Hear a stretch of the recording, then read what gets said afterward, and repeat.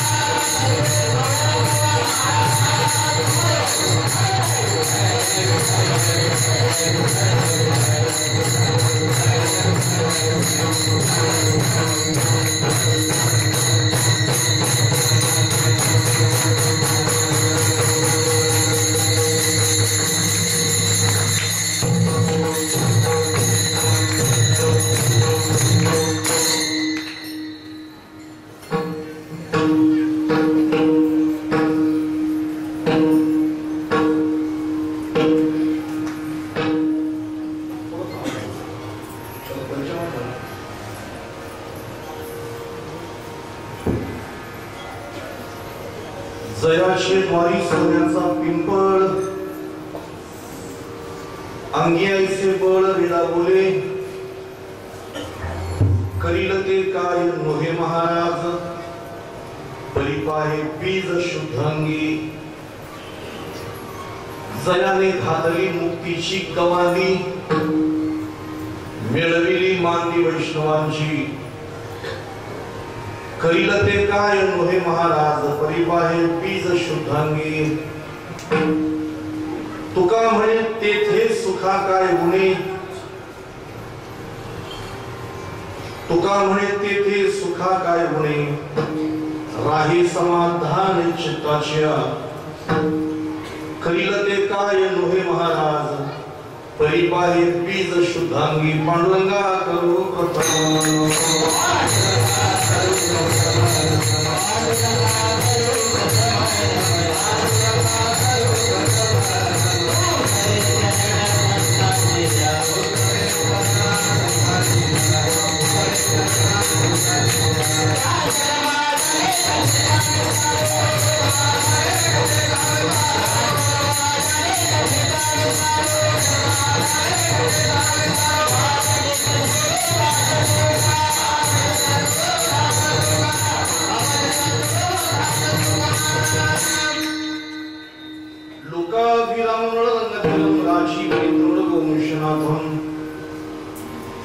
कारुण्यरूपं करुणाकरन्तं श्रीरामचन्द्रं शरणं भवति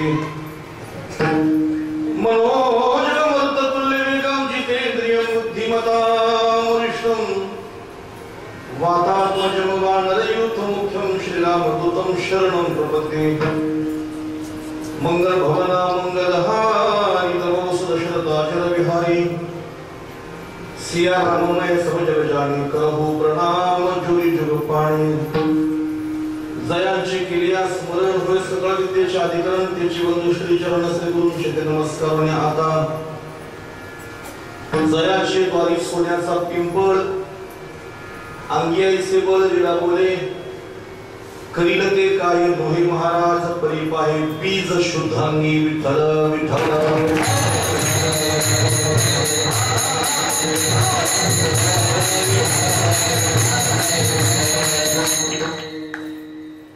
कार्यक्रमाला सुरुवात करण्यापूर्वी माझी सर्व श्रोत्यांना एक कळकळीची विनंती ती अशी,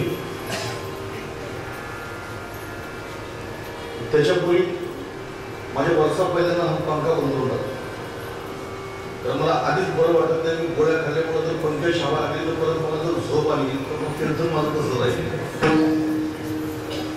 बाकी तुमचे तुम्ही सुरू ठेवा, पण माझा मात्र पंखा बंद करा. मोबाईलची बटणं सर्वांनी बंद करायची आहेत. मला फक्त तुमच्याकडून शांतताच अपेक्षित आहे. आणि येणाऱ्या भाविकांना कृपया कीर्तनामध्ये पाया पडून देऊ नका. त्याचं कारण की मला विक्षेप झालेला कीर्तनात चालत नाही. विक्षेप झाला की कीर्तनाचा रंग सगळा नष्ट होऊन जातो. शिटी मारली इतका आवाज त्याचा मायकाचा तुम्ही वाढवायचा नाही, आणखी कमी केला तरी चालेल.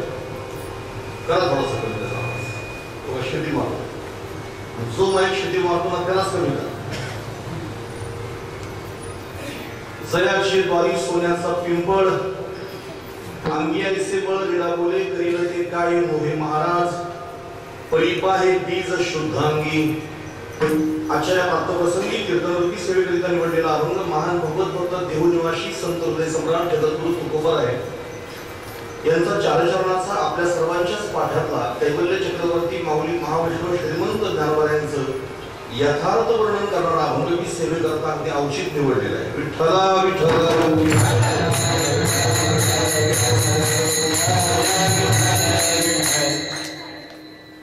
या अभंगामध्ये विश्वसंत जगद्गुरु तुकोबार आहे महावैष्णव ज्ञानोबाचं वर्णन करत आहे.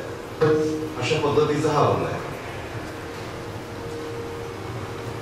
प्रतिवर्षाप्रमाणे याही वर्षी मोठ्या प्रेमाने श्रद्धेने या ठिकाणी चाललेला हा ज्ञानयज्ञ ग्रामस्थ मंडळ कोळे या सर्वांनाच माझ्या वतीने मी धन्यवाद देतो. हे वर्ष म्हणजे तुमचं सुवर्ण, मला वाटते सुवर्ण महोत्सव वर्ष. सप्ताहाला 50 वर्ष झाली. मला वाटते माझं कीर्तन या ठिकाणी गेले 18 वर्ष आहे. 18 वर्ष मी सातत्याने या ठिकाणी सेवा करतो. मी कालही एका कीर्तनात सांगितलं की एकच भाजी जर माणसाने पुन्हा पुन्हा खाली तरी माणसाला त्या भाजीचा सुद्धा कंटाळा येतो. काय कंटाळा. आणि एकच पाहुणा आपल्या घरी जर रोज आला तर त्या पाहुण्याचा काय येतो कंटाळा. मग जर दरवर्षी जर तोच महाराज जर कीर्तनात दिसला तर लोकांना काय येतो कंटाळा. आणि दरवर्षी तोच महाराज दिसला पुन्हा जर त्याने तोच आपण घेतला तर मग तर आपण तो आपण घेऊ ते पुन्हा तरी जर तेच सांगितलं तर. आणि म्हणून गेली 18 वर्ष मी सातत्याने या ठिकाणी सेवा करतोय. मला तुम्ही देखील कंटाळत नाही. मलाही असं वाटत नाही की माझा कार्यक्रम रद्द व्हावा. अतिशय जिव्हाळ्याची प्रेमाची माणसं या ठिकाणी मला भेटत असतात. आणि पुन्हा ठाऊक या मंदिराचं काय वैशिष्ट्य आहे. एक वेगळी रंगदेवता या मंदिरामध्ये आहे. बोलता बोलता 50 वर्ष सप्ताहाला पूर्ण झाली. सुखाचे कोटी दिवस कधी निघून जातात माणसाला कळत नाही. दुःखाचा प्रत्यक्षर माणूस मोजतो. आज जवळजवळ तुमची 50 वर्ष झाली म्हणजे आता ही तुमची 5व्या टप्प्याकडे आता वाटचाल सुरू झाली आहे. त्यामुळे मी तुम्हाला सर्वांना धन्यवाद देतो. अधिक वेळ काही घेत नाही. या ठिकाणी मी ज्ञानोबायांचं वर्णन करणारा जगद्गुरु तुकोबार यांचा अभंग सेवेकरता निवडलेला आहे. आता काही लोक म्हणतील की ज्ञानेश्वर महाराजांचं वर्णन करण्याचा अभंग तुम्हाला का बरं सुचला. त्याची 2 कारण आहेत. पहिलं कारण असं आहे की मला एका साधकाने सांगितलं की ज्ञानेश्वर महाराजांचं वर्णन तुम्ही करा. आणि दुसरी गोष्ट अशी आहे का माऊली ज्ञानोबायांच्या जयंती प्रित्यर्थ हा सप्ताह आहे. आणि म्हणून त्यांच्या जयंती प्रित्यर्थ सप्ताह आल्यानंतर जर त्यांचं वर्णन कीर्तन करणे नाही करत तर ते अधोगती ठरेल.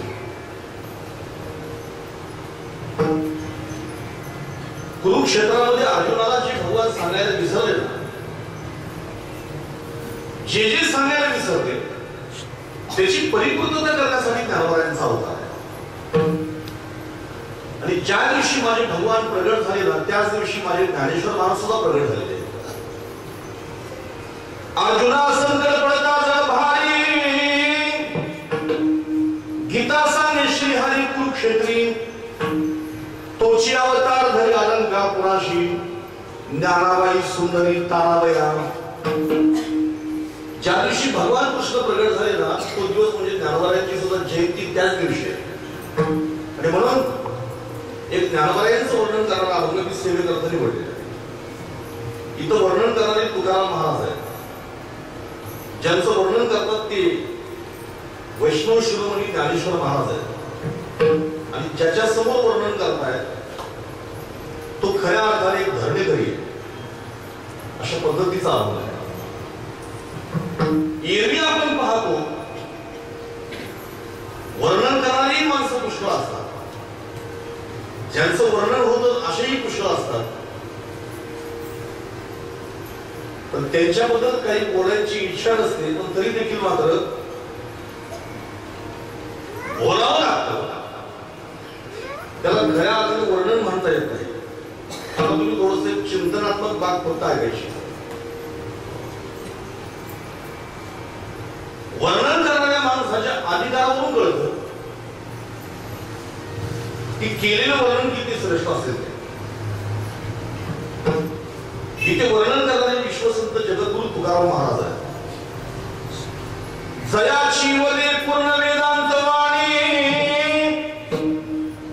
कसे हो म्हणावे तया लागी वाणी.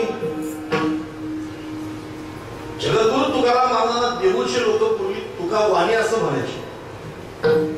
धंदा वाण्याचा असल्यामुळं आणि काही का होईना पण वाणी लोकांनी पण त्याला स्वीकारलं. ते म्हणतात तुकाराम महाराज आमचे, मी म्हणतात तुमचे तर तुमचे. संतांना खरं म्हणजे जात नसते पण तरी लोक वाणी म्हणतात तुकाराम महाराज आमचे. तर ठीक आहे तुमचे तर तुमचे. पण त्यांचं वर्णन करताना आमची संत मंडळी म्हणते की ज्यांच्या मुखातून प्रत्यक्ष वेद बाहेर पडतो त्याला तुम्ही वाणी कसं काय म्हणतो. वेदाचा तो अर्थ आम्हाशीच ठावा येराने वावा भार माता. ज्यांची व्याप्ती पाहिली तर आकाशाएवढी मोठी व्याप्ती आहे असं तुकाराम महाराज इथं वर्णन करताय. कधी कधी तुम्हाला समजा वर्णन होतं माणसाच्या मनाला आवडणाऱ्या विषयाबद्दल. ऐका बरं का, एखादा विषय माणसाला आवडला तर त्या विषयाबद्दल अनुकूल भावना करून त्या विषयाचं वर्णन करणं हा माणसाचा स्वभाव आहे, हे ध्यानात ठेवा. पण कधी कधी वर्णनाला काहीच किंमत नसते. एक सुभाषितकार म्हणतो दुष्टानांचे विवाह हेतू गाणं गायंती करतवा. काय म्हणतो तो सुभाषितकार. तो म्हणला उंटाच्या पोरीचं लग्न होतं आणि त्याने खर्च पण खूप केला. त्या उंटाने आपल्या पोराच्या लग्नामध्ये उंटाने आपल्या मुलाच्या लग्नामध्ये खूप खर्च केला. एका माणसाने त्याला सांगितलं म्हणलं सध्याच्या काळामध्ये तुला माहिती आहे का बाकी सगळ्या गोष्टी बरोबर आहेत पण एक गोष्ट मात्र आता शहरातील लोक करतात तसं तू देखील कर. तो उंट म्हटलं काय शिल्लक राहिले ते तुम्ही मला सांगा.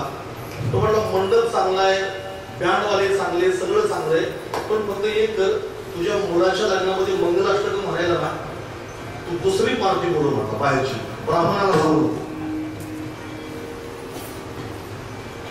जसं आपल्याकडे पद्धत आहे ना मंगलाष्टक म्हणायची पद्धत आपल्याकडे आहे. ब्राह्मण मंगलाष्टक म्हणत नाही. आता तिथं सुद्धा मला काही लोकांनी काही शंका विचारल्या. म्हटलं ब्राह्मणांनी मंगलाष्टक म्हणावं का म्हणून मी म्हटलं म्हणावे ना. ही बाकीची माणसं म्हणतात त्याबद्दल तुमचं म्हणणं काय. म्हटलं त्याच्याबद्दल माझं म्हणणं एकच आहे ब्राह्मण चांगले येतो कर्मकांड चांगलं करतो. ब्राह्मण लोक कर्मकांड चांगलं करतात पण ब्राह्मणांचं स्वराचं का वापर कोण असतो. ब्राह्मण का स्वरात नाही कळायलाच मार्ग नाही. काही ब्राह्मण कर्मकांड पण चांगलं करतात, स्वरात आहे पण ते तालात नाही. काही तालात आहेत, सुरात आहेत, कर्मकांड बी चांगलं करतात पण त्याचं वागणं चांगलं नाही. पण त्याच्यापेक्षा लोक म्हणतात चला कुणीतरी आणून लग्न लावून घ्यायचं अशी पद्धत आहे. आता काही गाणारे मंडळी असते मंगलाष्टक म्हणाले पण त्या उंटाला एखादी कार्ड दिलं म्हणाले गाणाऱ्या माणसाचं त्याला तू फोन कर तुझ्या मुलाच्या लग्नामध्ये मंगलाष्टक म्हणाले. त्या उंटाने ताबडतोब मोबाईल तिकडनं डायल केला. आता तिकडनं ज्यांनी मोबाईल उचलला ना तो होता गाढव. म्हणजे गाढवांची पार्टी होती ती मंगलाष्टक म्हणाल्यांची. तो म्हणतात की कधी लग्न आहे, म्हटलं परवा. किती वाजता यायचंय, अमक्या वाजता. गाढव आपली सगळी मंडळी घेऊन त्या मंडपात पोहोचला. तबला लावला, पेटी लावली आणि त्याचा जो गायक होता गाढव तो इतका सुस्वर गायन करायला लागला आणि गाता गाता त्यांनी आपल्या मनानेच काही गुंटाचं वर्णन करायला काही मंगलाष्टकाशी रचलेले. काय तुझं सौंदर्य, काय तुझं रूप, राजसुकुमार, मदनाचा पुतळा, असं सगळं वर्णन त्याने करून त्या गाढवाचं वर्णन त्यांनी केलं. आता पैसे ठरले होते समजा काहीतरी 15,000 रुपये. गुंटाचा बाप इतका खुश झाला तो वर्मा की तो म्हणला तुम्हाला 15,000 ठरले होते ना, हे 5,000 तुम्हाला बक्षीस घ्या म्हटला. अहो काय तुम्ही गाता म्हटला, काय तुमचा आवाज आहे का. गुंटाचं वर्णन गाढव करतो आणि गाढवाचं वर्णन उलट करतो. आता ज्याचं एकही अंग चांगलं नाही त्याला म्हणतो मदनाचा पुतळा, आणि जो वरडल्यावर माणसांची झोपच शिल्लक राहत नाही त्याला म्हणतो काय तुझं गायन आहे का काय. तुकाराम महाराज म्हणतात तुका म्हणे भोंगती वेळ आवेळ कळे, ज्याच्या गायनाचा ताळच लागत नाही त्या गाढवाला म्हणतो काय तुझं गायन आहे. म्हणजे गाढवानी उंटाचं वर्णन करणं याला काही अर्थ नाही आणि उंटाने गाढवाचं वर्णन करणं याला काहीच अर्थ नाही. याला खऱ्या अर्थाने वर्णन म्हणता येत नाही. पण खऱ्या अर्थाने वर्णन म्हणजे काय ते अभंगातून तुम्हाला पाहायला मिळेल. विठ्ठला विठ्ठला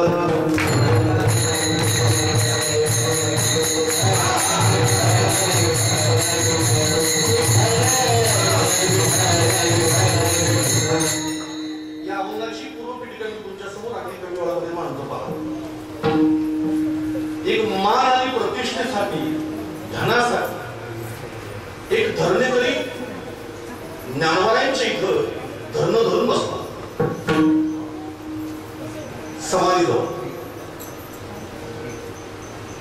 मला मान पाहिजे, मला प्रतिष्ठा पाहिजे, मला धन पाहिजे, आणि म्हणून तो एक साधक, एक धरणेकरी माऊलीच्या समाधीजवळ धरणं धरून बसला. बऱ्याच दिवसाचं धरणं धरल्यानंतर एक दिवशी माऊलीने त्याच्या स्वप्नात सांगितलं, तुला जर मान पाहिजे असेल ना, प्रतिष्ठा पाहिजे असेल ना, तर तू एक करशील का, तिहूला जा, तिथे प्रत्यक्ष नामयाचा अवतार जगद्गुरु तुकाराम महाराज तिथे अवतीर्ण झालेले.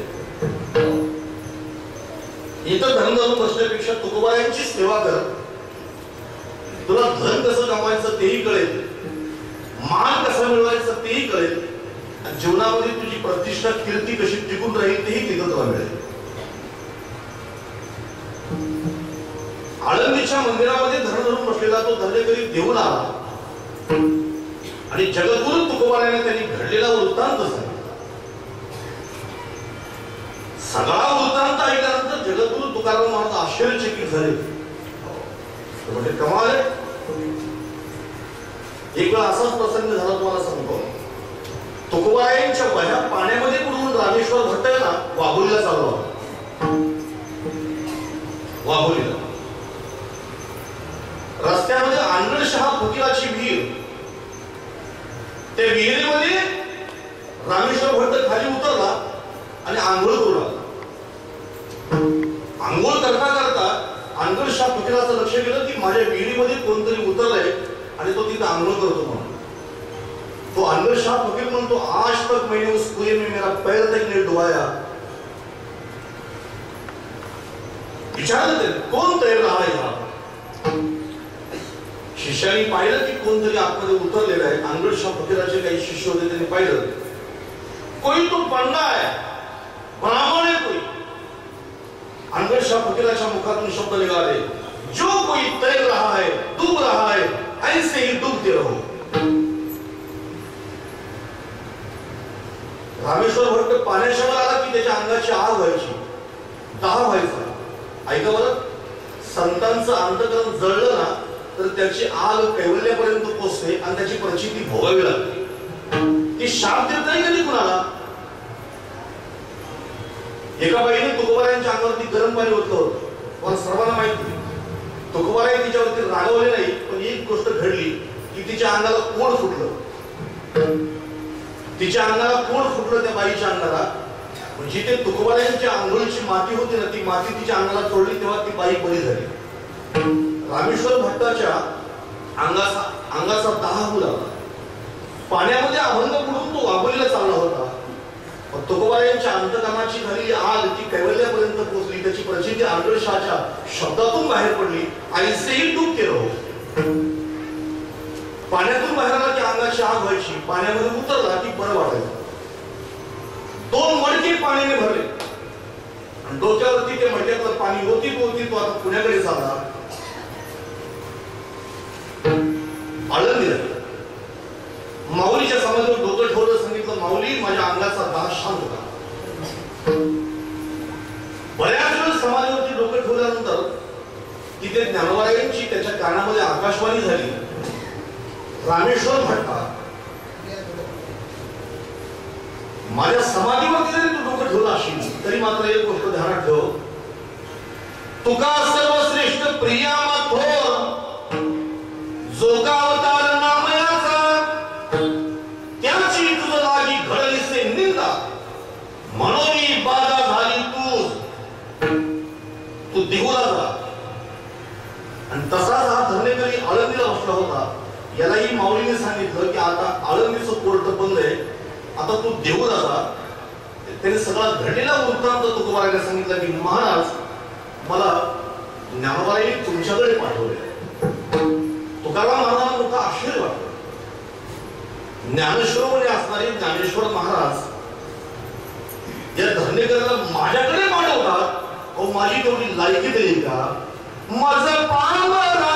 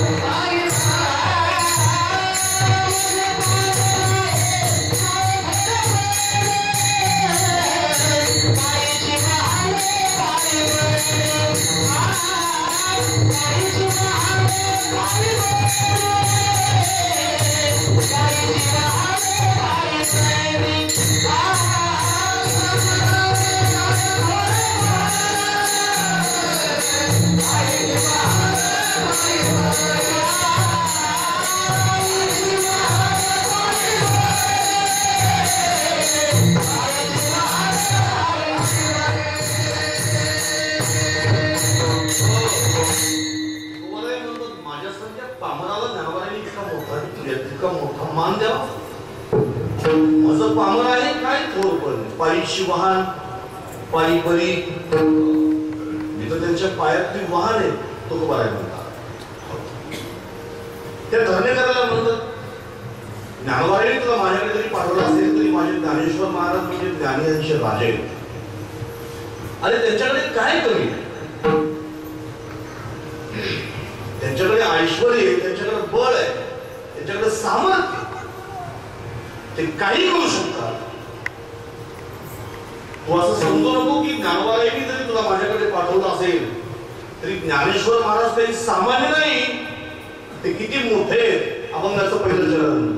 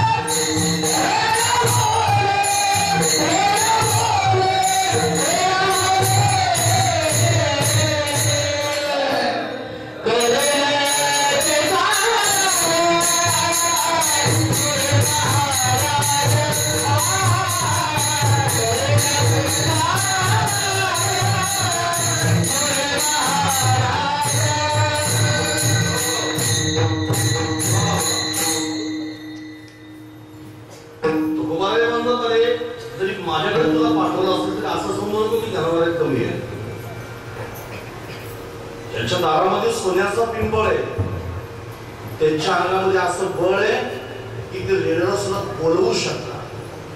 तर मला सांगा तुम्ही आता हे वर्णन कुणाचं आहे? कुणाचं वर्णन आहे? बोलल्या बरं वाटत मध्ये कसं आहे, भगवान सुद्धा अर्जुनाला श्रीमद भगवद्गीता सांगताना मध्ये मध्ये हलवायचे बरं. ते विचार करायचा यांना जर समाधी लागली अर्जुनाला माझी गीता कशी ऐकेल हा, मग तसं तुम्हाला समाधी जर लागली तर माझं कीर्तन तुम्ही कसं ऐका? पूर्ण ब्रह्म झाला पार्थ तरी पुढील साधा या काय माझं कीर्तन तुम्ही ऐकावं म्हणून तुम्हाला पुन्हा पुन्हा हलवतोय. बरं मला सांगा वर्णन कुणाचं आहे? एक जण कोणतरी बोला ना कुणाचं आहे? बरं ठीक आहे, या अभंगात माऊलीचं कुठं नाव आहे का? या अभंगात कुठेतरी माऊलीचं नाव आहे का? एकत्रित शब्दामध्ये माऊलीचं नाव कुठे घेतलं का? ज्ञानेश्वर महाराज किंवा माऊली असं म्हटलं नाही म्हणत ते, पण वर्णन कुणाचं आहे? माऊलीचं. मोठ्या माणसांच्या बाबतीमध्ये इतका आदर असावा तर त्यांच्या नावाचा उल्लेख न करता त्यांचं वर्णन करावं. याला म्हणतात शिष्टाचार. हा खरा म्हणजे शिष्टाचार. वर्णन माऊलीच आहे पण नाव मात्र कुठे घेतलं नाही. कधी कधी मोठ्या माणसा लोक म्हणतात तुम्ही तुम्ही तुम्ही, मी म्हणतो अरे शिका बोलायला. मोठ्या माणसाला तुम्ही कधी म्हणायचं नाही, त्याला आपण म्हणायचं. त्याला हा शिष्टाचार आहे. संस्कार हे आपल्यामध्ये स्वभावतच असावे लागतात, हे ध्यान ठेवा. एखादी बाई सुद्धा जर नवऱ्याला घडी घडी जर नावाने हाक मारू लागली, गणपत असेल, नारायण असेल, राम असेल, राजू असेल, श्याम असेल, त्याला ती म्हटली तर तिला तो शिष्टाचार त्याला म्हणता येत नाही. ती वेळोवेळी त्याला म्हणते अहो, हे काय बोलणं ऐकलं का तुम्ही? हा शिष्टाचार. अहो संध्याकाळी तुम्ही यायला होता, येताना तुम्ही भाजी आणलं, उद्या तुम्ही जेव्हा कामावर जाणार जाताना मला तुम्ही पैसे देऊ का बरं का? त्या पिंट्याची फी भरायची. प्रत्येक शब्दाला ती आहो म्हणते, नाव घेत नाही. तसं तुकाराम महाराज म्हणतात वर्णन मी ज्ञानोबायांचं करतो पण मात्र त्यांचं नाव घेणार नाही, कारण ते मोठे शिष्टाचार सांभाळले. ज्ञानेश्वर महाराज म्हणजे काही सामान्य मोठे नाही. मी तर म्हणेन की या विश्वाला देवाने दिलेलं सरप्राईज म्हणजे ज्ञानेश्वर महाराज आहे. ज्ञानेश्वर महाराज म्हणजे विश्वाला दिलेलं सरप्राईज, जगातलं एकमेव आश्चर्य म्हणजे ज्ञानेश्वर महाराज आहे. तुम्हाला ज्ञानेश्वर महाराज असं काय होऊन बसला तुम्ही हो? ज्ञानेश्वर महाराज म्हणजे कैवल्याचा पुतळा. वेदाने ज्ञानालाच कैवल्य म्हटले. ज्ञान कैवल्य. ज्ञान म्हणजेच मोक्ष आणि मोक्ष म्हणजेच ज्ञान. मग त्या ज्ञानाची प्रत्यक्ष मूर्ती ज्ञानेश्वर महाराज. ज्ञानाला फुटलेले हातपाय ज्ञानेश्वर महाराज. आता तुम्ही आम्ही सुद्धा पुतळेच आहे, आपण सुद्धा मूर्त्याच आहे ना. आपण सगळे कर्माचे पुतळे, आपण सगळे पापाचे पुतळे आहोत. कर्माचे पुतळे म्हणजे आपण. मी बऱ्याच वेळा एक गोष्ट सांगतो, तुम्ही जरा आरशात पाहा आपल्या स्वतःला स्वतःने पाहायचं आणि आपला चेहरा आपण पाहायचा. बाहेर गेलं मग आपल्या शहरात लोकांचा शहरात पाहायचा बोलता बोलताय. काही लोकांचं तुम्हाला सांगतो देवाने सगळं चांगलं दिलंय पण रंग इतका काळा आहे ना समजायचं कर्माचा पुतळा आहे. काही लोकांच्या डोळ्यात काहीतरी व्यंग आहे कर्माचा पुतळा. काही लोकांना एका कानाने ऐकू देतो दुसरं कान चालू कर्माचा पुतळा. काही लोकांच्या डोक्यावर केसच कमी आहे कर्माचे पुतळे. काही लोकांच्या तोंडामध्ये दात आहेत पण उलटे सुलटे.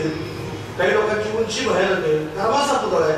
तुम्ही आम्ही सगळे कर्माचे पुतळे. पण ज्ञानेश्वर महाराज म्हणजे ज्ञानाला फुटलेले हात जे चालते ज्ञानाचे बिंब जयाच्या सुखाचे कोंब एरवी माणूस पण भाम लौकिक भाग. लौकिकाचा जरी माणूस असेल ना तरी ज्ञानेश्वर महाराज म्हणजे ज्ञानाला फुटलेले हात पाय. आपण त्याच्याही पुढे सांगतो जगातलं आश्चर्य म्हणजे ज्ञानेश्वर महाराज कसं त्यात आहे.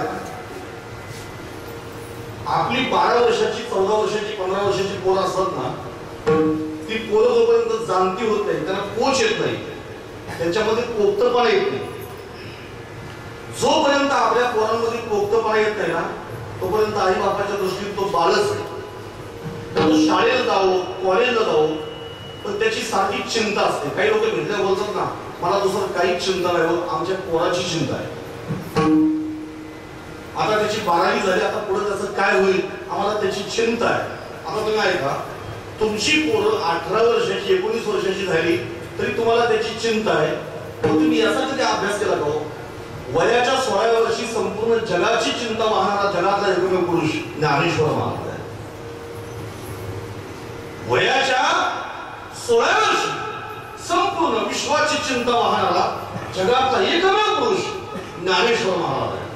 आणि म्हणून सगळ्या संतांचे लाडके संत म्हणजे ज्ञानेश्वर महाराज आहे. असं एकही संत नाही की त्यांनी ज्ञानेश्वर महाराजांचं वर्णन केलं नाही. एकनाथ महाराज त्यांचं वर्णन करताना म्हणतात कैवल्याचा पुतळा किंवा ज्ञानियांचा शिरोमणी वंदे जो का उच्चस्थानी. नामदेव महाराज म्हणतात ज्ञानराज माझी योग्याची माऊली. चोखोबाराय म्हणतात उघडून वेदांताचा ठेवा केला तरुणोपाय शिवा आईचा समर्थ ज्ञान देव. तर त्याच्यानंतर जनाबाईने त्यांचं वर्णन किती सुंदर केलंय पहा. ज्ञानाचा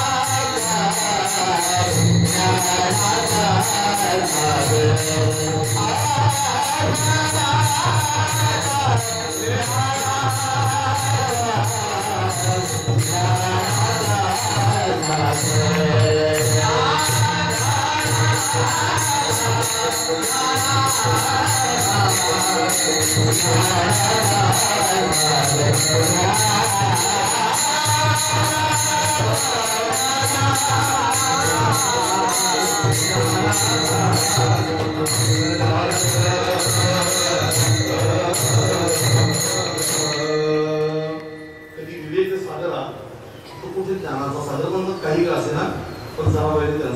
केलंय. तुकाराम महाराजांचा ज्ञानी यांचा राजा.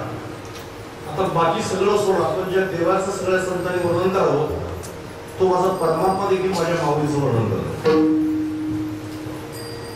देवाने देखील ज्ञानोबाईंचं वर्णन करावं. समाधीचा प्रसंग तुम्ही पाहिला असेल. समाधीचा प्रसंग एक समाधी नावाचं प्रकरण म्हणून तुम्हाला पाहायला मिळेल. मालिकेमध्ये समाधीचं प्रकरण आहे की ज्या अभंगाला 40-40 शब्द आहेत. आपली समाधीची भेटच नाही, म्हणजे समाधीच्या अभंगाची बोलतो आपली. तीर्थावळीची पण भेट नाही, नाटाच्या अभंगाची भेट नाही, आंधळे पांगळे याची भेटच आपली कधी होत नाही. मला त्या दिवशी मामा एका माणसाने शंका विचारली. तो चांगला तरबेज माणूस होता. तुमचे सगळे कीर्तनकारांच्या मध्ये गोष्ट बोलू म्हटलं बोल. संत इथं प्रगट झाले असं म्हटल्याबरोबर लगेच ठरलेलं प्रमाण आम्ही वैकुंठवाशी. तो म्हटला मी जवळजवळ 15 वर्ष कीर्तन ऐकतोय. तो म्हटला संत इथं प्रगट झाले असं तुम्ही म्हटलं लगे आम्ही वैकुंठवाशी. बाकीची प्रमाण नाही का म्हटलं का ते म्हटलं आहेत रे, पण ती शोधायला वेळ कुठे आम्हाला आहेत ना प्रमाण, पण ती शोधायला वेळ नाही.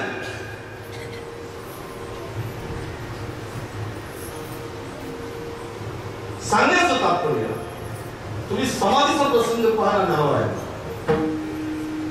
जगातला ज्ञानसूर्य मावळणार म्हणून सगळे संत अष्टमी पासूनच आळंदीमध्ये दाखल झाले. अष्टमी संपली, नवमी संपली, दशमी झाली, एकादशी संपली, द्वादशीच्या पंक्ती बसल्या. रात्री सगळे संत तळमळतात की उद्या जगातला ज्ञानसूर्य मावळणार. दुसऱ्या दिवशी त्रयोदशीला, कार्तिक वद्य त्रयोदशीला ज्ञानोबांची समाधीची तयारी सुरू झाली.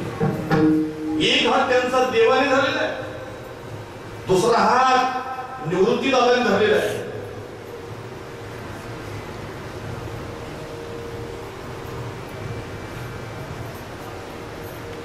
देवे निवृत्तीने धरले दोन्ही कर. हात नाही बोल.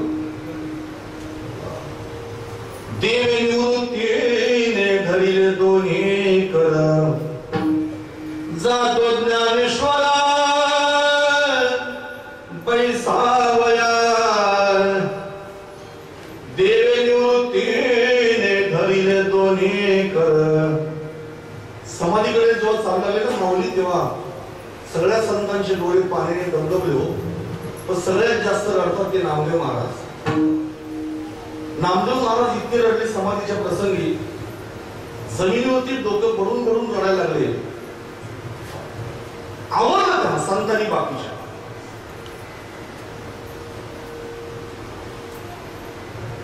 नामदेव महाराज सगळ्या संतांसमोर स्वतःची छाती पडून म्हणतात, नामा म्हणे देवा धार गेली उडोनी.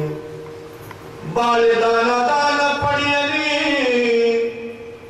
नदीची माशा घातले माझवण. पाण्यामध्ये जसं औषध टाकावं ते औषध खाऊन मासे तळमळावे तसे सगळे संत तळमळले. नामदेव महाराजांना तीर्थयात्रेचा प्रसंग आठवला. जेव्हा मी माऊली सोबत गेलो होतो तीर्थाला, तेव्हा देवानी त्याला सांगितलं होतं, आयुष्य साबळे नामे माझे बेरे. मार्गी मागे पुढे त्वा सांभाळावे. तहान भूक त्वा जाणावी जीवीची. मज याची चिंता थोर वाटे. जशी एखादी आई सांभाळते ना बाळाला, तसं मलाच सांभाळ. हे सगळं आठवून आठवून नामदेव महाराज रडतात. नामदेव महाराजांचं रडणं पाहिलं सगळे संत गहिवरले. मुक्ताबाईंनी हंबरडा फोडला, सोपानदाराने हंबरडा फोडला. माय बाप्या महात्यागी गेले जेव्हा, आईचे दुःख तेव्हा झाले नाही. आई गेली, बाबा गेली, एवढं दुःख झालं नाही. आज आमच्यावरती स्नेह करणारी आमची गाय चालली, म्हणून ते देखील छाती बडून बडून रडायला लागले. निवृत्ती दादाने हंबरडा फोडला. निवृत्त असणारे ज्ञानेश्वर महाराजांवर रडले ना, तर प्रत्यक्ष देवाच्या डोळ्यात सुद्धा अश्रू पाहायला मिळाले. रुक्मिणी आई साहेबांनी आपल्या पदराने देवाच्या डोळ्यात अश्रू पुसून विचारलं, का हो एरवी जर बाकीची माणसं रडू लागली तर त्यांना संत समजावता, संत रडले तर तुम्ही त्याला विचारता, पण आज तुम्ही रडताय असं कारण काय? तर देवाच्या डोळ्यातून एकदम घळाघळा अश्रू व्हायला लागले आणि माझा परमात्मा एखादं फूल कोमेजून जावं तसा कोमेजून गेला आणि आई साहेबांना म्हणतो, खरं सांगू मी आतापर्यंत खूप ज्ञानी पाहिले, पण या ज्ञानोबायांसारख्या ज्ञानी मी आतापर्यंत जगात नाही पाहिला असं भगवान म्हणतात. देव म्हणती रुक्मिणी हा एकच योगी देखिला नाही, हेची ज्ञान संजीवनी जाण त्रैलोक्यासी. म्हणून याच्यासाठी मिळत आता ज्यांच्यासाठी प्रत्यक्ष परमात्म्याने रडावं आणि उगीच म्हणत नाही एकनाथ महाराज विठोबाचा प्राण सखा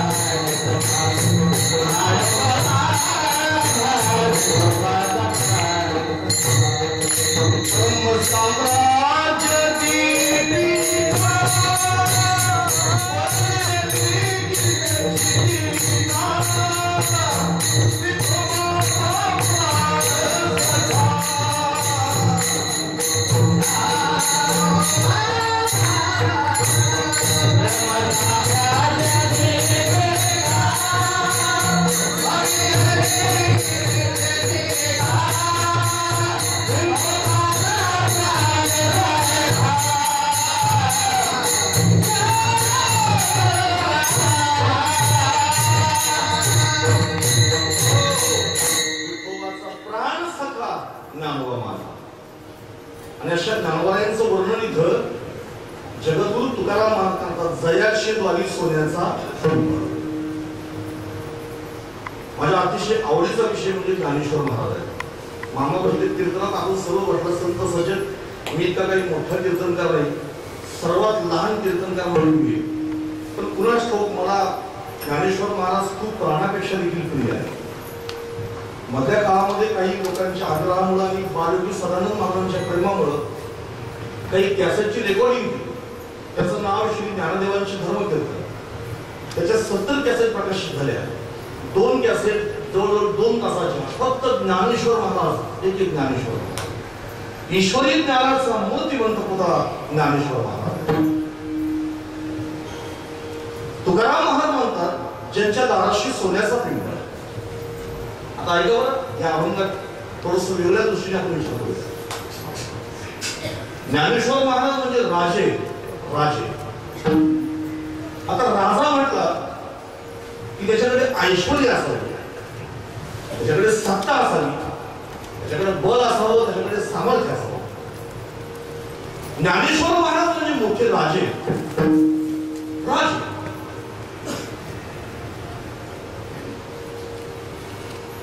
त्रेतायुगामध्ये असा एक राजा होऊन गेला की ज्या राजाच्या संपत्तीचं वर्णन जगद्गुरु तुकाराम महाराज आपल्या गाथेमध्ये करतात. तुकाराम महाराजांनी कुठल्याही राजाचं नाव त्यांच्या गाथेमध्ये घेतलं नाही, पण प्रभू रामचंद्राची पत्नी चोरून नेणाऱ्या रावणाचं वर्णन मात्र त्यांनी त्यांच्या गाथेमध्ये केलेलं आहे. काही काही अशी माणसं असतात ना, त्यांची नावं घ्यावी लागतात, काही कारण असतं, इलाज नसतो, घ्यावी लागतात. तुकाराम महाराज इथे नाव घेतात रावणाचं, पण ते काय संबंधाने घेतात पहा. ते म्हणजे कोट्यावधी घरात तिथं काशाची तांब्याची होती आणि शुद्ध कांचनाची सप्त कोटी होती. त्याचं नाव रावण. रावण हा त्रेतायुगातला एक मोठा राजा होऊन गेला की ज्याचं साम्राज्य अफाट आहे. आणि कलियुगामध्ये या मृत्यू लोकांमध्ये या महाराष्ट्रामध्ये राजा होऊन गेला, त्यांचं नाव ज्ञानेश्वर महाराज. की त्यांचं जर साम्राज्य पाहिलं तर रावणापेक्षा देखील मोठं साम्राज्य. आता कसं मोठं त्याचा ऐका बरं. रावण ज्या गावात राहत होता त्याची जी राजधानी आहे, त्याच्या राजधानीचं नाव काय?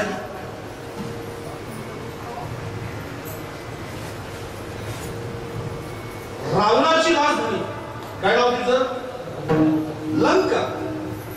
तिचं नाव लंकापूर आहे, पण माझ्या ज्ञानोबांच्या राजधानीचं नाव अलंकापूर आहे. ते लंकापूर आहे, माझ्या माऊलीचं अलंकापूर.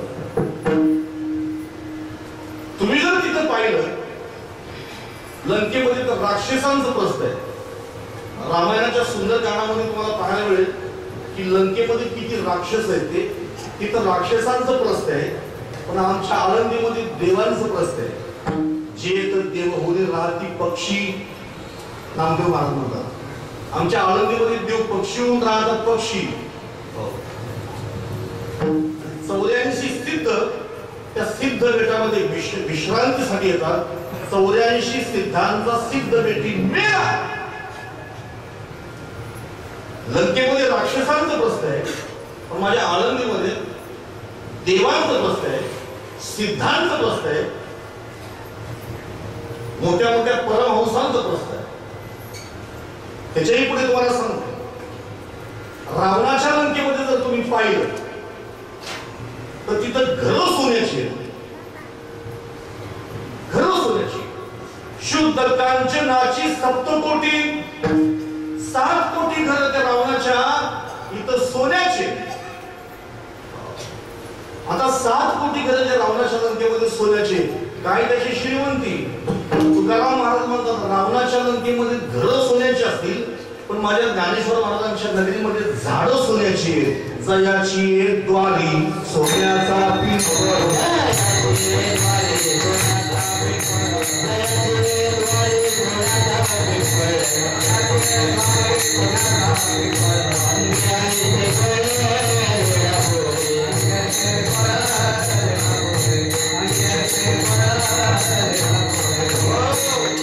जयाची द्वारी सोन्याचा पिंपळ. त्यांच्या दारामध्ये पिंपळ सोन्याचा आहे. काय त्यांच्या श्रीमंतीचं वर्णन करावं. ज्याच्या दारामध्ये सोन्याचा कसारा पडतो तो किती श्रीमंत असेल.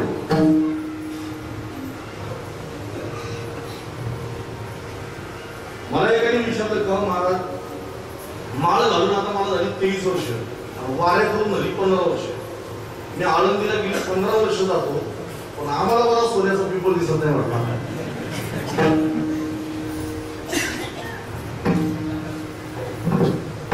सगळे कीर्तनकार तुम्ही सांगता लोकांना जयाची द्वारी सोन्याचा, पण आम्हाला कसा दिसला नाही अजून सोन्याचा.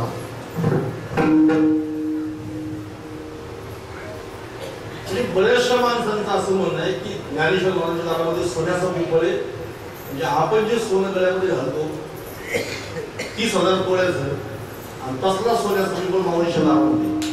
तर मला तुम्ही सांगा, तुम्ही ज्या विचार करता सोन्याच्या पिंपळाची, तसला पिंपळ जर माऊलीच्या दारामध्ये असता तर लोकांनी ठेवला असता का? प्रदक्षिणा करायच्या निमित्ताने का होईल आपण एक एक खपडी काढली असते. काही डोकं टेकलं असतं तर 15-20 मिनिटं डोकंच नसं वरती केलं का, कारण खाली डोकं टेकून मुळ्या खाण्याचं काम केलं असतं. अहो तिथं एक पान नसतं ठेवला पिंपळा. लोक म्हणतात सोन्याचा पिंपळ आहे, आम्हाला मला दिसत नाही. अरे वेळेव, तुम्हाला दिसत नाही म्हणजे तुम्ही ज्या विचार करता सोन्याचा, तसला सोन्याचा पिंपळ नाही. तर माऊलीच्या दाराशी सोन्याचा पिंपळ आहे. तो सोनं आता इथं पहा, जयाची द्वारी सोन्याचा पिंपळ. तर तुकाराम महाराजांना असं म्हणायचंय की ज्यांच्या दारामध्ये सुखाचा पिंपळ आहे. आता पिंपळ शब्दाचा अर्थ आहे संसार. संसाराला श्रीमद भगवद्गीतेमध्ये 15व्या अध्यायामध्ये पिंपळ म्हटलेलं आहे. ऊर्ध्वमूल अधशाकम अश्वत्थम परामूलव्यम छंदांसी यस्य पर्णानि यस्तं वेद सवेदवि. संसाराला श्रीमद भगवद्गीतेमध्ये पिंपळ म्हटलेलं आहे.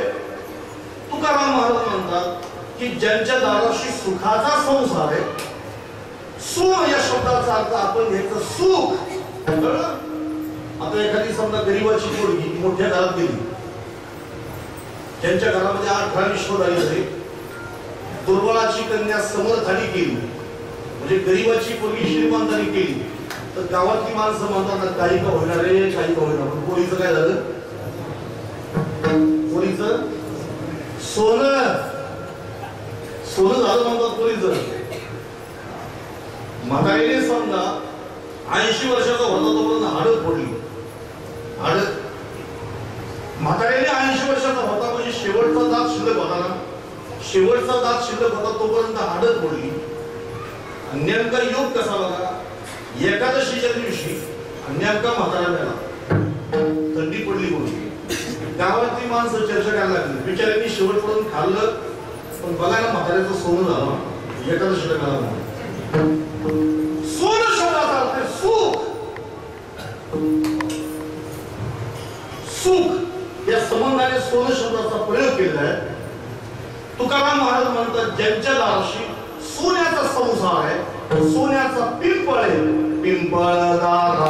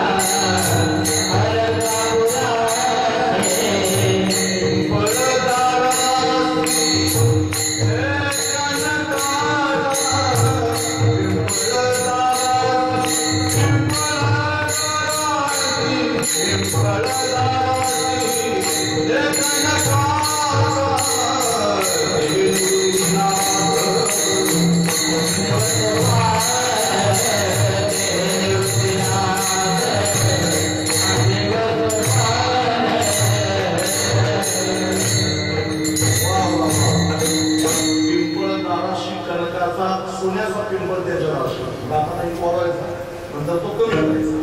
पिंपळ दाराशी सोन्याचा कणकाचा. तुकाराम महाराज म्हणतात ज्यांच्या दाराशी सोन्याचा पिंपळ आहे त्यांनी तुम्हाला माझ्याकडे पाठव.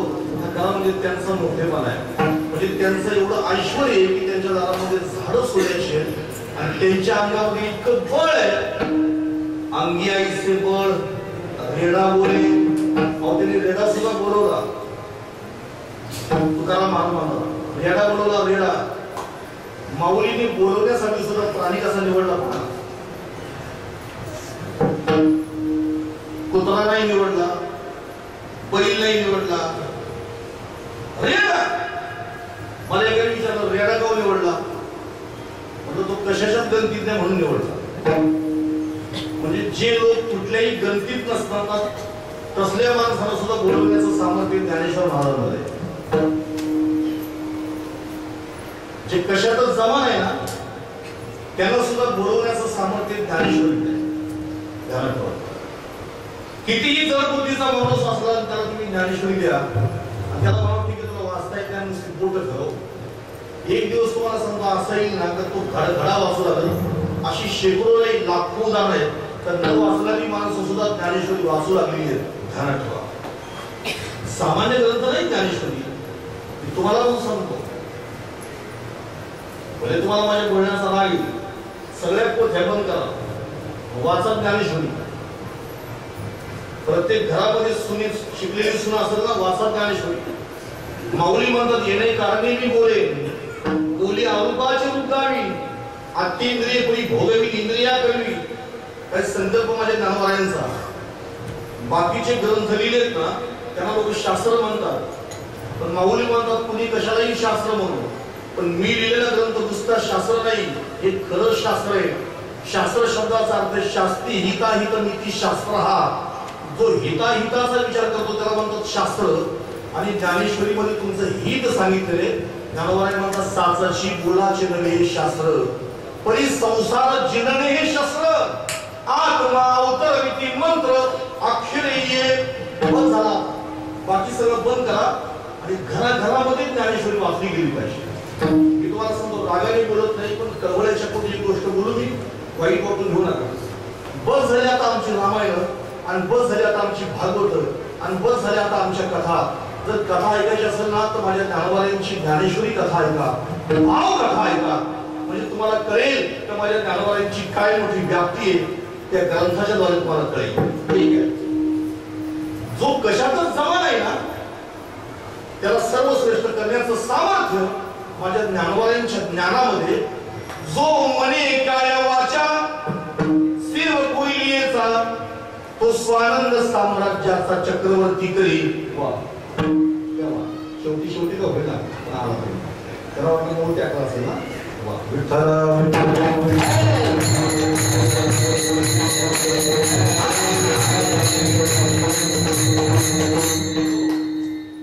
प्राणी सुद्धा कसा निवडला पाहिजे ज्ञानोबांनी. जड बुद्धीचा रेड्या इतका जड बुद्धीचा प्राणी तुम्हाला सांगतो ना जगात कुठलाच नसतो. तुम्हाला सर्कस मध्ये तुम्हाला वाघ बघायला मिळत, सिंह बघायला मिळत, लांडगा, कोला, हत्ती हे सगळे प्राणी तुम्हाला सर्कस मध्ये पाहायला मिळते. तुम्ही रेडा कधी पाहिलं का सर्कस मध्ये?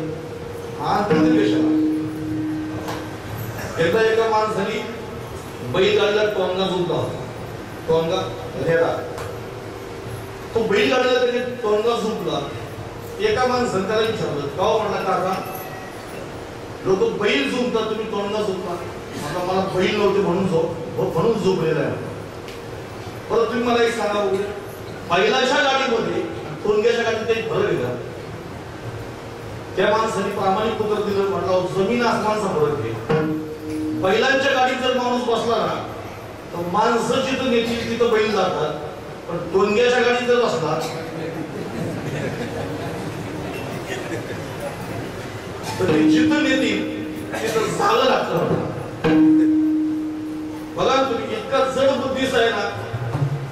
कधी जर तुम्ही ते म्हशीचं पारडू जर समजा प्यायला सोडलं ना, रांगेमध्ये जर 5-50 म्हशी असतील तर तो पहिल्या म्हशीपासून सुरुवात करतो. म्हणजे स्वतःची आई हे पण त्याला कळत नाही कोण. म्हशी लाथ मारतेला समजतो ती आपली आई नाही. लाथ मारली मग ती आपली आई नाही. म्हशी लाथच मारित नाही मग ती आपली आई. हे कसं गणित. जड बुद्धीचा प्राणी. आणि ज्ञानोबांनी इतका जड बुद्धीचा प्राणी पैठणच्या सभेमध्ये बोलवला. काय आश्चर्य पाहून तुम्ही. शुद्धीपत्र आणायला गेलेली भावंड आणि तिथं सगळ्यांची नावं विचारली. तुझं नाव काय? म्हणजे या देहाला निवृत्ती म्हणतात. तुझं या देहाला सोपान म्हणतात. हे कोणी तुझं नाव काय? या देहाला मुक्ता म्हणतात. त्याला एक पंडित म्हटला संन्यासी होता पण पोरांची नाव मात्र चांगली ठेवून गेला. शेवटी माऊलीला विचारलं तुमचं नाव काय? लोक ज्ञानेश्वर म्हणतात या देहा. आणि सगळे पंडित एकदम हसले आणि हसून म्हणतात ज्ञानेश्वर. तेवढ्यामध्ये पखालीचा रेडा आला होता. तुम्हाला पखाल समजते ना? पखाल जुन्या माणसाने समजत पण नव्या माणसाने समजायची. कातड्याची पखाल असते, अशी पिशवी असते कातड्याची, त्याच्यामध्ये पाणी भरतात. आणि पूर्वी टोंगे होते ना टोंगे, ते पाणी भरायच्याच कामाचे असायचे. कुणाबद्दल बोलतोय? टोंगे. त्यांच्या पाठीवरती पखाल बांधायची आणि त्या पखालीमध्ये पाणी भरायचं काम ते टोंगे करायचे. पण जुनी एक म्हण आहे, जन्माला घ्यायला आणि पाणी वाहून मिळालं. पण ती म्हण आता माणसाला पण लागू होते. मग तो रेडा एक जण म्हटला तो समोर चालला रेडा त्याचं पण नाव ज्ञानेश आहे. ज्ञानेश्वर महाराज म्हणतात ज्ञान्या तोही माझा आत्माच आहे. ज्ञानदेव म्हणे तोही माझा आत्मा. आणि तिकडे तो रेड्याच्या पाठीवरती पखाल घेऊन चाललेला तो रेड्याचा तो मालक होता ना, त्याने रेड्याच्या पाठीवरती जेवढे फटके मारले सापकाचे त्या सगळ्या फटक्यांचे वळ माऊलीच्या पाठीवरती उठले. रेडी मारिता असून रेडियाच्या पाठी ते जीवन मोठे ज्ञान दे. लोक म्हटली कदाचित हा मुलगा काहीतरी आधुनिक विद्या शिकला असेल. माऊली म्हणतात तो रेडा सुद्धा माझा आत्माच आहे. तुम्हाला सर्वांनाच प्रसंग माहिती. एक म्हटला मग तू जसं बोलतो तसं रेडा बोलेल का? माऊली म्हटले का बरं बोलणार नाही. आणि ज्ञानोबाईंनी त्या रेड्याच्या मस्तकावरती हात ठेवला आणि जड बुद्धीचा पाणी वाहणारा मूळ तो प्राणी मुका प्राणी खडखडावेल बोलू लागला. रेड्यामुखी वेद बोलविला.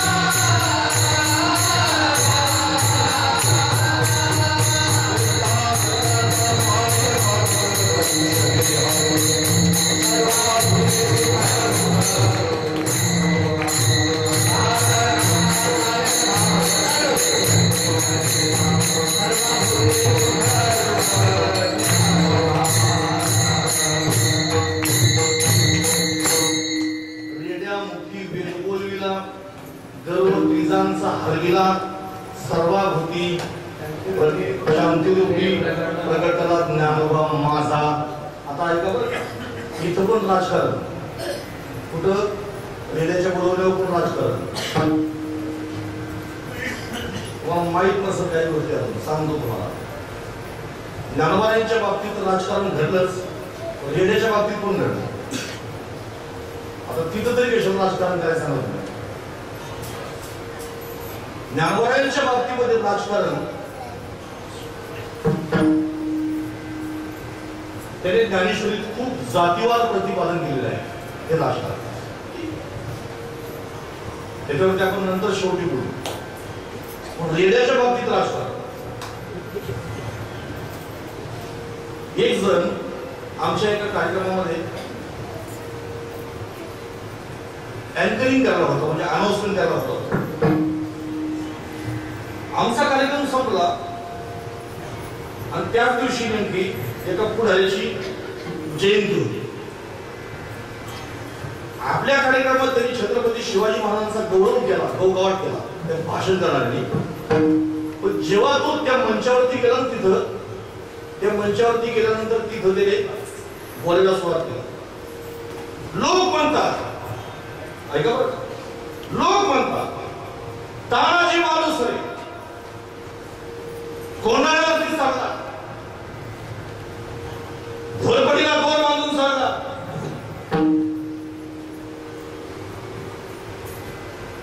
घोरपडीला दोर बांधून चालला तानाजी माणूस रे. पण इतिहास खरा या पठ्याला विषयाला म्हटला, चुकीचा इतिहास लिहिला गेलेला आहे. घोरपडीला दोर बांधला नसून आपल्या जातीच्या माणसाच्या, म्हणजे घोरपडी आडनावाच्या एका माणसाने दोर घेऊन तो वर चालला.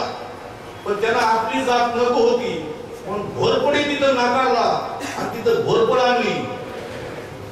ऐका बरं का, आता इथं पण तेच झालं. नारायणगावला जेव्हा मोठं संमेलन झालं अंधश्रद्धा निर्मूलनाचं, तेव्हा तिथे त्याचं नाव घेत नाही, तिथे त्याने जाहीर सांगितले. लोक असं म्हणतात की आळंदीच्या संन्याशाच्या पोरांनी पैठणमध्ये रेडा बोलवला. पण खरा इतिहास मला विचारा, तिथं रेडा नाही बोलवला, तर त्या पैठणमध्ये रेडे आडनावाचा एक माणूस होता. त्या रेडे आडनावाच्या माणसाला त्यांनी वेद बोलायला लावला. आणि हे वारकरी म्हणतात त्या रेड्यामुखी वेद बोलविला. आपल्या गोरकांनी तिथून चपली फेकून मारल्या. त्याच्यात मला माहिती ते प्रकार जुनं झाला. चपला फेकून मारल्या, तिथं ते आंदोलन उद्ध्वस्त केलं. ठीक आहे, रेडे आडनावाचा एक माणूस होता. ही गोष्ट 350 वर्षापूर्वी निळवायला माहित होती बरं का. ऐका बरं का, 350 वर्षापूर्वी ही गोष्ट निळवायला चांगली माहिती होती की 2010, 2013, 14, 15 या सालामध्ये असे काही टोनगे जन्माला येतील तर ते म्हणतील रेडे नावाच्या माणसावरून वेद बोलवला गेला.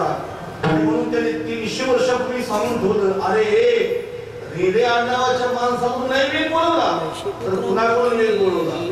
मैसी पुत्रा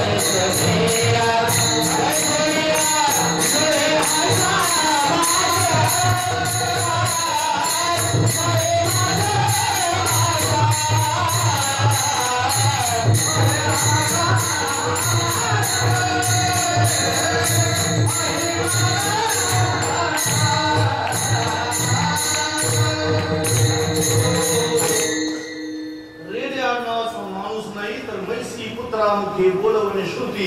आणि त्याच्याही पुढे म्हणतात पशुमुखे वेदाच्या श्रुती. म्हणतात ज्यांनी पशुच्या मुखातून प्रत्यक्ष श्रुती बोलविल्या असे ज्ञानेश्वर महाराज.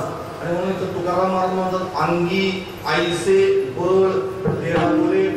वरच्या प्रमाणामध्ये जयाचे वाली सोन्याचा पिंपळ, त्याच्यामध्ये ज्ञानवारांचं ऐश्वर किती मोठं आहे हे सांगतात. आणि त्याच्या खाली ज्ञानवारांचं बळ किती मोठं आहे तर अंगी आईसे बळ रेडा बोले, रेडाला बोलू शकतात. मग ते ज्ञानेश्वर महाराज बरं का काय बरं करणार नाही, काय करू शकत नाही ते असं दुसऱ्या शब्दामध्ये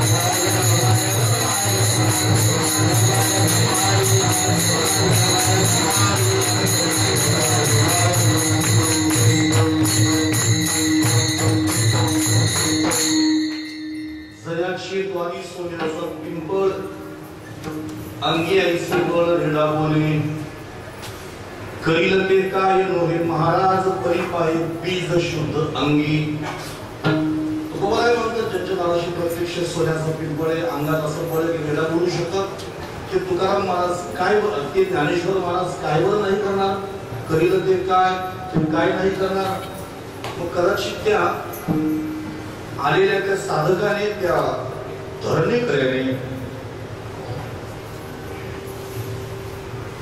विचारला महाराज त्यांच्या नाराशी प्रत्यक्ष सोन्याचा पिंपळ आहे सुखाचा पिंपळ आहे रेडा बोलू शकतात तुम्ही म्हणतात ते काही करू शकतात मग त्यांनी मला तुमच्याकडे त्यावर पाठवलं तुकाराम महाराज म्हणतात त्याचं कारण तुला सांगू एवढे जरी माझे ज्ञानेश्वर महाराज मोठे असतील ना तर मात्र खरं सांगू तुला परिपाय बीज शुद्धांगी ते काही करू शकतात काही करू शकतात म्हणजे लोक म्हणते काय करू शकतात ते आम्हाला सांगा ते मेलेली माणसं पण जिवंत करू शकतात मेलेली माणसं ते जिवंत करू शकतात आणखी काय करू शकतात तर एखादी बाई असेल स्त्री असेल तर त्या स्त्रीचा ते पुरुष करू शकतात बर आणखी स्त्रीचा तो केला पुरुष उभा निमिष मात्र जीवी देह पाळले जे स्त्रीचा पुरुष करू शकतात मेलेला माणूस जिवंत करू शकतात जड भिंत चालवू शकतात पाठीवरती मांडे बांधू शकतात काही करू शकतात पण एक साधका धरणे कऱ्या माझ्या माऊलीमध्ये गुण असा आहे तर ते शुद्ध बीज मानतात शुद्ध बीज परिपाय बीज शुद्ध एक वाक्य सांगतो मोलाचं पटलं तर ह्या वेळ जास्त झाला म्हणून सांगतो तुम्हाला घाई घाई ज्ञानेश्वर महाराजांच्या मध्ये आजही ते सामर्थ्य आहे जर म्हणतो त्यावेळेला देवानी म्हटला द्रौपदीला साड्या पुरवल्या होत्या एका माणसाला दुधाचा समुद्र दिला एकाला आढळपत दिलं कुणाची पोरं सांभाळली कुणाची ढोरं सांभाळली आता तुमचा देव कुठे एक जण म्हणतो आता त्याच्यामध्ये ताकद राहिली नाही म्हणतात कलियुगामुळे आता त्याच्यामध्ये म्हणतात ताकद राहिली नाही कलियुगाच्या वाऱ्यामुळे देवाची पावर झाली कमी बरं ठीक आहे पण त्याची पावर कमी व्हायला तो का आमदार आहे ना जोपर्यंत तो आमदारकी तोर त्याची पदवी आणि आमदारकी गेली तेव्हा त्याची चिठ्ठी चालत नाही असं काय तुम्ही असं का मला विचार करीत नाही देवाचं सामर्थ्य आजही तेच आहे तो आजही साड्या पुरू शकतो पण त्याला द्रौपदी सारखी बाईच कुठे बघायला मिळत नाही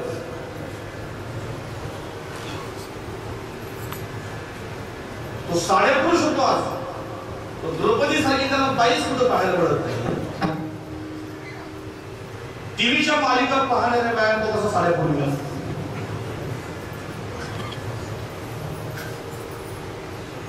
आजही तो दुधाचा समुद्र देऊ शकतो पण त्याला उपमंडळासारखा कुठं बाळ मिळत नाही सोन्याची नगरी देऊ शकतो पण त्याला सुदामा ब्राह्मण कुठे मिळत नाही आणि आढळतो सुद्धा देण्यासाठी तो समर्थ आहे पण त्याला ध्रुवासारखं लहान बाळ कुठे मिळत नाही हेच सांगते तसं माझे ज्ञानेश्वर महाराज आजही तेवढे सामर्थ्यवान आहेत तुकाराम महाराज म्हणतात परिपाय बीज शुद्ध अंगी आता एक शब्द सांगतो शेवटचा आळंदीच्या वाऱ्या किती केल्या त्याच्यापेक्षा कशा गेल्या याला खूप महत्व आहे.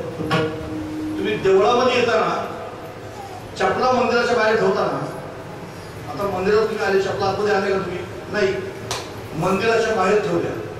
तसं आळंदीला जाताना त्या आळंदीच्या बाहेर इंद्रायणीच्या अलीकडे अभिमान ठेवायचा आणि मगच आळंदीत प्रवेश करायचा.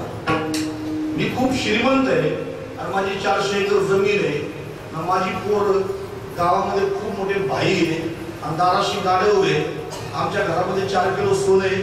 हा सगळा अभिमान इंद्रायणीच्या अलीकडे ठेवा आणि बिलकुल रिकाम होऊन तुम्ही आळंदीमध्ये जा.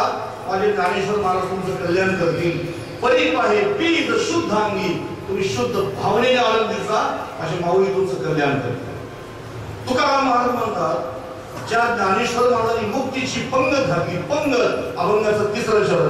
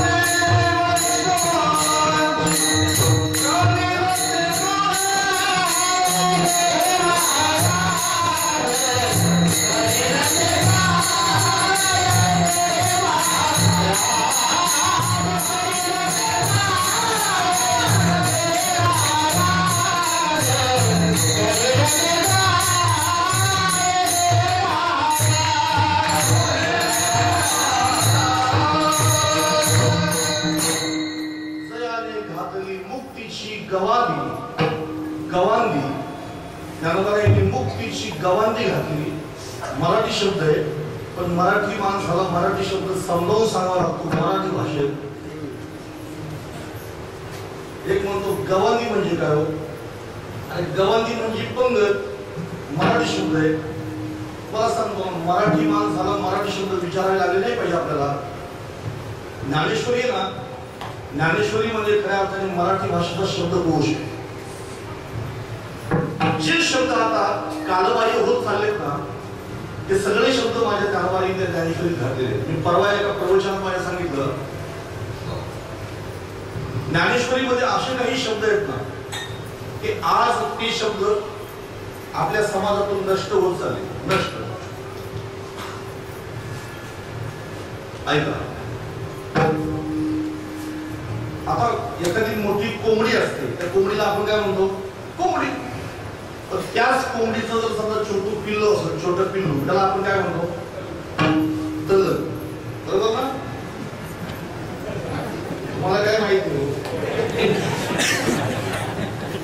तलग. आणि मग एखाद्या बाईची जर समजा तलग जर तुम्ही खाल्ली, मग ती दारातून बुवा चालला, कीर्तनकार चालला, याची पावती करेल. मग ती हाताला हातकरी चोळी, जीवाचं रान करून ती शिवाय घेतली. तलग खाल्ली असते ना, तलग. आता हा जो तलग शब्द आहे ना, कोंबडीच्याच पिल्लाला तलग म्हणता असं नाही, तर पक्ष्याची जी लहान लहान पिल्ले असतात, मग कुठलाही पक्षी असो, त्या पक्ष्याच्या पिल्लाला तलग म्हणतात. ज्ञानोबा ज्ञानेश्वरी सुद्धा या शब्दाचा प्रयोग करतात. शारदीयेचे चंद्र कळे, माझी अमृतकन तोवळे, ते वेचिती मवाळे, चकोर तलगे, चकोराची तलग, चकोराची पिल्ल, काही जनावरांची भाषा आहे मराठी भाषा. ते जनावरांत म्हणतात जयाने घातली मुक्तीची गवानी, त्यांनी मुक्तीची पंगत घातली. मला सांगा, गरीब माणूस पंगत घालतो का श्रीमंत माणूस पंगत घालतो? गरीबाला पंगत घालायची इच्छा असते पण त्याच्याजवळ काहीच नसते. ते म्हणतात मला पंगत घालायची होती रे, पण आता काय दिवस आमचे खराब आहे. पण श्रीमंत माणूस वर्षातून 10-12 का होईना पण पंक्ती घालतो, तरी तो काही गरीब पण पंक्ती घालतो. पंगत घातल्याशिवाय तो राहत नाही. ज्याच्याजवळ दुसऱ्याला घालण्याचं सामर्थ्य आहे तो दुसऱ्या माणसाला घालू शकतो. मग ज्ञानेश्वर महाराज जर जगाला मुक्तीची पंगत घालतात, मग त्यांच्याजवळ इतकी मुक्ती आहे का?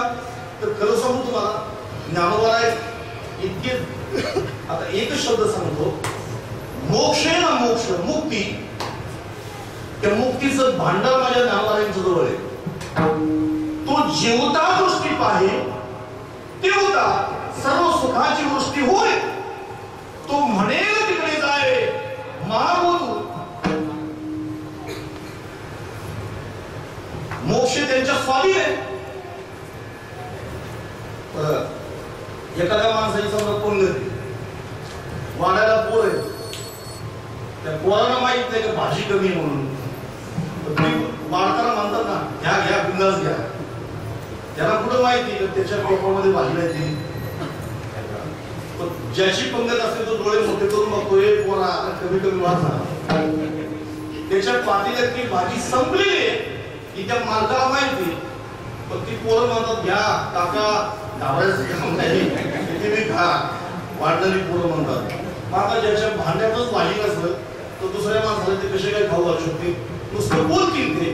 तसं आम्ही तुम्हाला मोक्ष देऊ असे म्हणणारे पुष्कळ आहेत, पण प्रत्यक्ष ज्यांच्याजवळ मोक्ष आहे ते ज्ञानेश्वर महाराज, तो म्हणेल तिकडे जाईल महाबोधू. त्यांनी जर विचार केला की 4 पायाच्या रेड्याला मोक्ष द्यायचा, तर ते 4 पायाच्या रेड्याला सुद्धा मोक्षाच्या पंक्तीला बसू शकतात. भक्तीचे नागे चतुष्पदादी आगवे वैकुंठीचे राणीवे योग्य केले, म्हणजे 4 पायाचा पंगा सुद्धा त्यांच्या मुक्तीच्या पंक्तीला बसू शकतो. म्हणून जयाने घातली मुक्तीची गवांदी. आता त्याच्या पुढे बघा काय म्हणतात ते, मेळविली मांदी वैष्णवांची. त्यांनी फक्त वैष्णवांची मांदी मिळवली, जातीवाद्यांची मांदी नाही मिळवली. त्यांनी वैष्णवांची मांदी मिळवली. ज्ञानेश्वर महाराजांच्या वरती जातीचा शिक्का मारणाऱ्या माणसाला माझा प्रतिप्रश्न आहे, तुम्ही काय म्हणून त्याला जातीवादाचा शिक्का मारता? तुम्ही त्याला काय म्हणून ब्राह्मण म्हणून तुम्ही त्याला संबोधता? 700 वर्षापूर्वी या महाराष्ट्रातला समूळ जातीवाद संपवणारा पुरुष म्हणजे ज्ञानेश्वर महाराज आहे. त्याने त्यांच्या पंक्तीला कुणाकुणाला बसवलं पहा ना. कबीर मोमीन, लतीफ मुसलमान, सावता माळी, गोरा कुंभार, सोका महार, बरं का, या सगळ्यांना त्यांनी मुक्तीची पंगत घातली. जातीवाद समूळ नष्ट केला. यातायाती धर्म नाही विष्णुदासा, निर्णय तो ऐसा वेदशास्त्री. आणि म्हणून त्याने संपूर्ण जातीवाद नष्ट करून जे जे वैष्णव आहेत त्या सगळ्या वैष्णवांना मुक्तीच्या पंगतीला बसवली. आणि म्हणून जयाने घातली मुक्तीची गवानी, मेळविली मांदी वैष्णवांची. आणि म्हणून हे धन्य कर्या, तू जिथून आलास ना आळंदीहून, त्या आळंदीला जा. तिथं खरं सुखाला काही कमी नाही, पण मात्र चित्ताचं समाधान करून तिथं राहा. अभंगाचं शब्द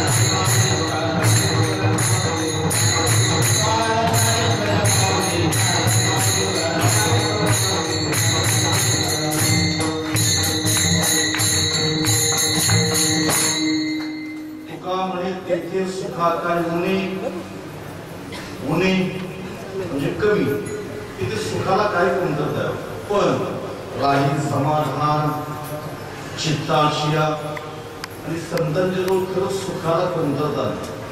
सुख अनुपम्य संतांचे चरण, ज्या सुखाला उपमान आहे ना, असं उपमान असणारं चिरंतन सुख, शाश्वत सुख, सोनी सुख हे संतांच्याच पायाजवळ आहे.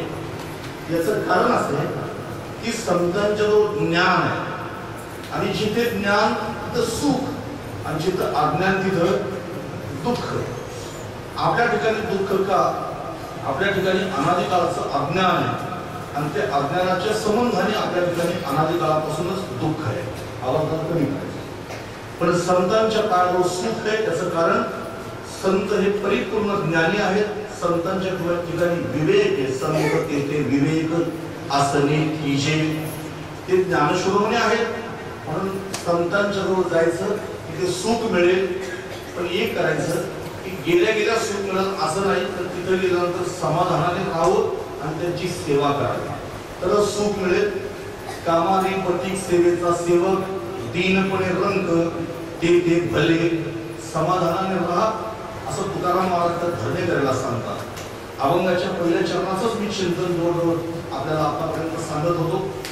बाकीची 3 चरण मी अगदी शब्दशः तुमच्या समोर मांडण्याचा प्रयत्न केला आहे. माझी कीर्तनाची वेळ होती 8 ते 10. दिलेल्या वेळेपेक्षा मी 15-20 मिनिटं पुढे गेलेलो आहे. जितका वेळ तुम्ही मला दिला हा टॉक टाइम लोन समजायचा. टॉक टाइम लोन, मोबाईल मध्ये पैसे संपले का मग तो कर्ज घेतात लोक 10 रुपये 5 रुपये, तसा हा टॉक टाइम लोन समजा मी मागून घेतात तुमच्याकडून 15-20 मिनिटाचा असं समजा. कधीतरी व्याज असेल तो फेडीन मी तुमचा, ठीक आहे. लवकर कीर्तन संपीन कधीतरी म्हणजे असं एक फिटलं जाईल. 10 वाजून 20 मिनिटं झाली समोरच्या घड्याळावर. या ठिकाणी कीर्तनासाठी कुणाच ठाऊक काही वेगळं चैतन्य असतं. आता दररोज कीर्तन करून आणि प्रवास करून आम्ही थकलेलो असतो, पण या मंदिराचं आणि या जागेचं काय वैशिष्ट्य आहे कुणाच ठाऊक. एक चैतन्य अंगामध्ये असं संचारलं जातं. परमश्रद्धे सावरराम बाबांच्या मार्गदर्शनाने त्यांच्या प्रेरणेने हा सप्ताह सुरू झाला आणि बोलता बोलता आज 50 वर्ष सप्ताहाला पूर्ण झाले. बरेचसे कार्यकर्ते सप्ताहात ते गेले. आमचे तुकाराम मामा या सप्ताहातले विचारे धावपळ करणारे ते 2 वर्षापूर्वी या ठिकाणी 2 वर्ष त्यांना 2 वर्ष झाले असते. चांगली चांगली माणसं सप्ताहात गेली. या ठिकाणी कार्यकर्ते सुद्धा मोठे धडाडीचे आहेत. बोलता बोलता या सप्त्याला 50 वर्ष झाली आणि सप्त्याचं हे जे काही सप्त्याची शोभा आहे, सप्त्याचा जो काही सोहळा आहे, दिवाळीसारखा तुम्ही सोहळा संपन्न करता. मला कळलं की या कार्यक्रमाची ही लाईव्ह टेलिकास्ट संपूर्ण गावामध्ये लोक घर बसल्या पाहतात. बरोबर ना? प्रत्येक जण पाहतोय टीव्हीवरती घरी बसून, असं मला कळलं. चांगले खूप दरवर्षी असंच करायचं. 2-4 माणसं आपली मांडा तरी बस झाली.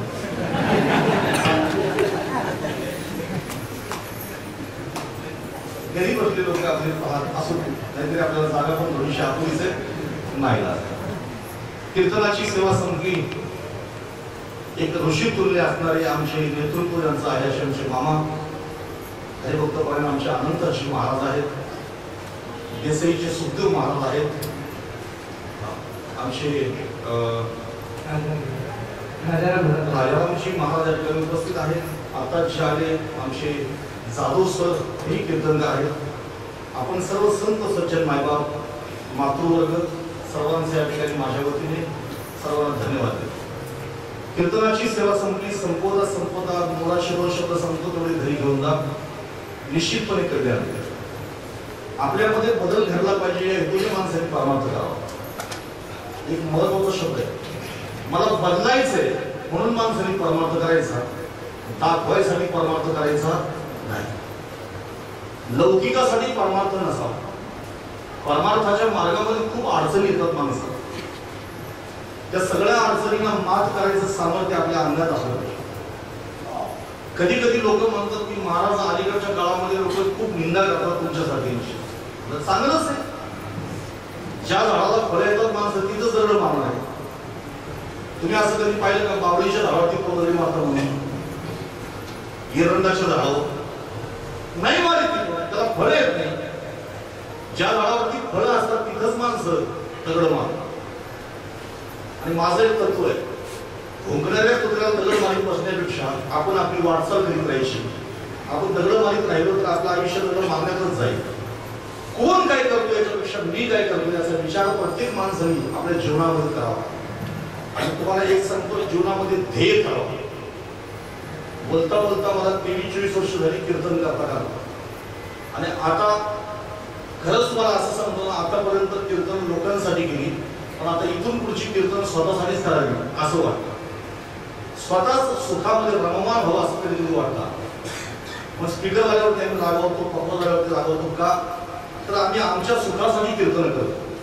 आम्ही तेव्हा तुम्हाला चांगला आनंद देऊ शकतो की जेव्हा आम्हाला आनंद मिळेल तेव्हा. आणि म्हणून आत्मानंदासाठी कीर्तन करण्याची माझी भूमिका असते.